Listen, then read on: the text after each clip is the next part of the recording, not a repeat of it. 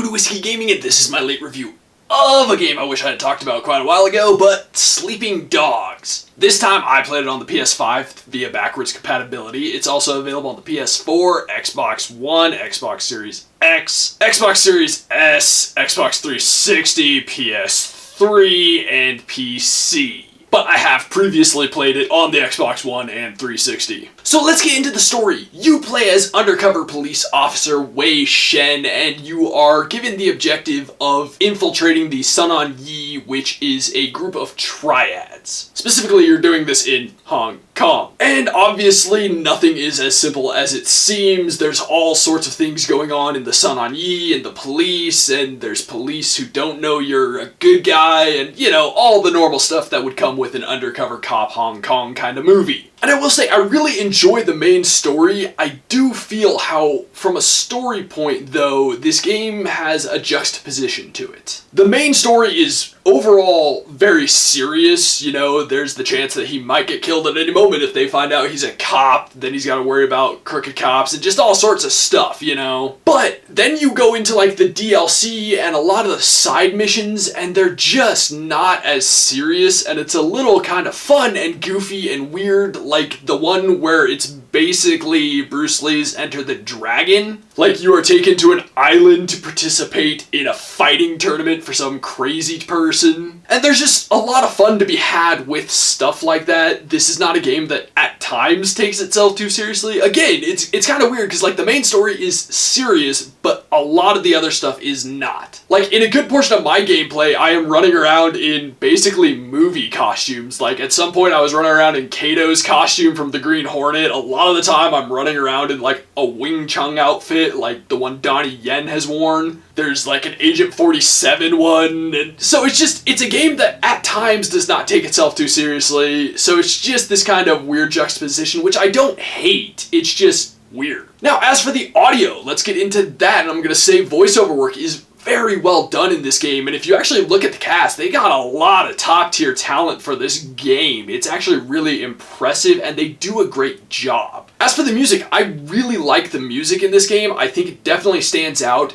When you're driving around in the city, the soundtracks for the radios are really good. There's a good variety of music as well. But I will say regarding the soundtrack, there is a glitch that occurs, and I'll get deeper into that a bit later. As for the sound effects, they are a little more than a little over the top, because this is kind of a throwback to like a Hong Kong action movie, which is fun, and I think it actually works with what they're doing. Now let's get into the gameplay mechanics and whatnot, and this is a third-person action, driving, shooting, more fighting than shooting kind of game. I mean, a lot of people might compare it to GTA, which that is fair, but it definitely has more of a Hong Kong action vibe to it than GTA ever has, so I do enjoy that. Which, speaking of, as a Hong Kong action movie, in real life and in this game, guns are not the most common thing in Hong Kong, therefore a lot of your stuff is handled with the fists. And this game has a pretty good fighting system that I actually enjoy. There is a surprising amount of depth available to it. You generally find yourself not needing the amount of depth they've provided.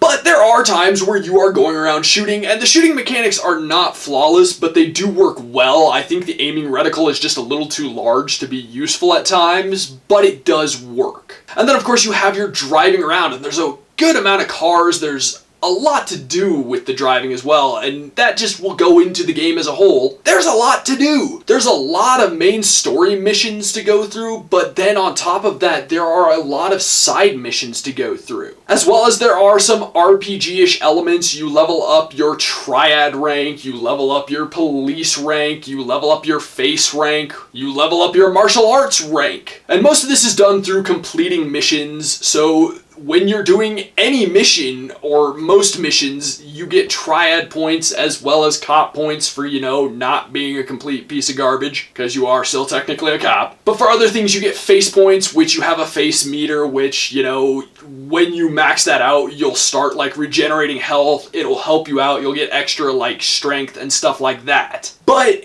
I mean, it really is. It's a very full game. There's collectibles, there's races, there's just all sorts of stuff, and I gotta say, there's a lot of content, but at the same time, it doesn't feel like there's too much content. Now let's get into the controls, which I'm going to say overall work well. I was happy with the aiming, the moving, the fighting. I was happy with that. And I'm happy with the driving when you're in a car, I'm going to say. For some reason, that is far more responsive than when you are on a motorcycle. And I just found you had to push the stick a lot more, and it was a lot more jerky when you're driving a motorcycle around. I just wasn't as happy with that as I was in a car. But otherwise, the controls on foot, the controls for running around, I think that all works well. Especially for all the little mini games and whatnot, I think they did a good job with the controls in those too. But let's get into the graphics, and I played the PS4 version of this on the PS5, and I gotta say, it does not look great. It has not aged phenomenally. And I do remember when this game came out, it wasn't the best looking game at the time, which is not to say that it's necessarily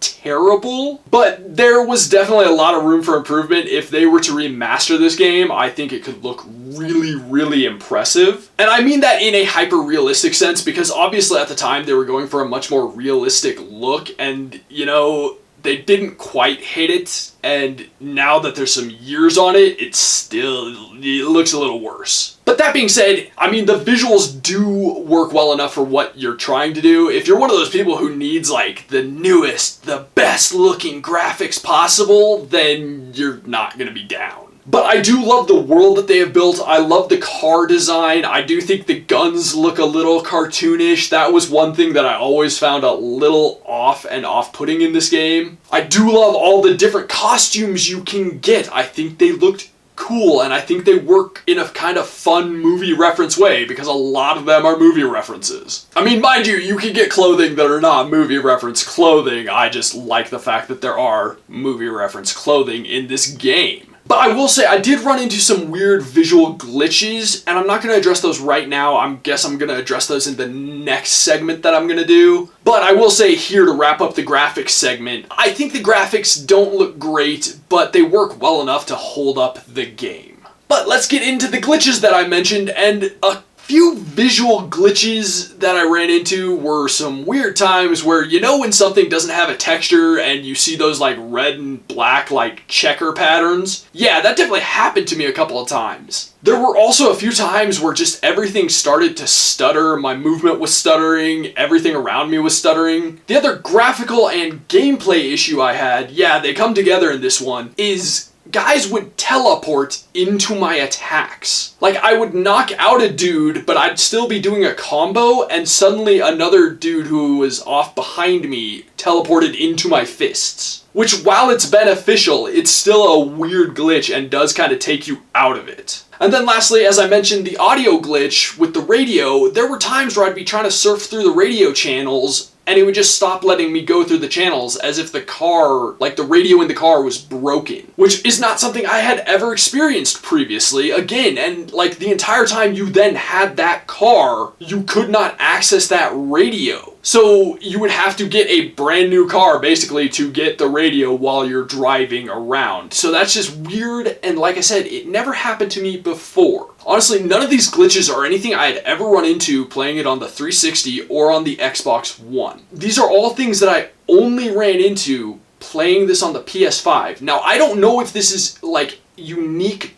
to the PS4 edition, or if this is because the PS5 is not necessarily the most happy console when it comes to backwards compatibility. I did get a little pop-up when I started playing the game saying that this game has not been optimized for PS5 and that there may be issues, so I'm wondering if that's where these came from. But either way, that is going to lean into something I say in my wrap-up, which, let's get into the wrap-up. First off, I really enjoy this game. I like the story, I like all the expansions to this, and some of them get really silly. I like all the costumes, I like the gameplay a lot. This is one of those games that you sit there and play and you beat and then you go, why doesn't this have a sequel? Why did that never get made? I really wish it had. But I will say, if you're going to play it, I've never played it on the PC, so I can't speak for that edition, but I can tell you, if you're going to play it, the Xbox One version is probably the best version of this game. And given that the Xbox Series X seems to do really well with backwards compatibility, that seems like a good place to play it. So I am going to recommend this. I am going to say, however, I would not recommend playing this on the PS5.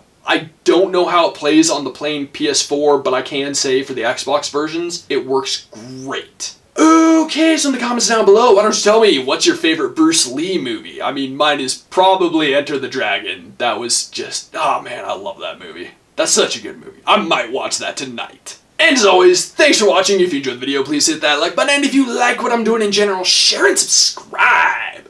Have a good one.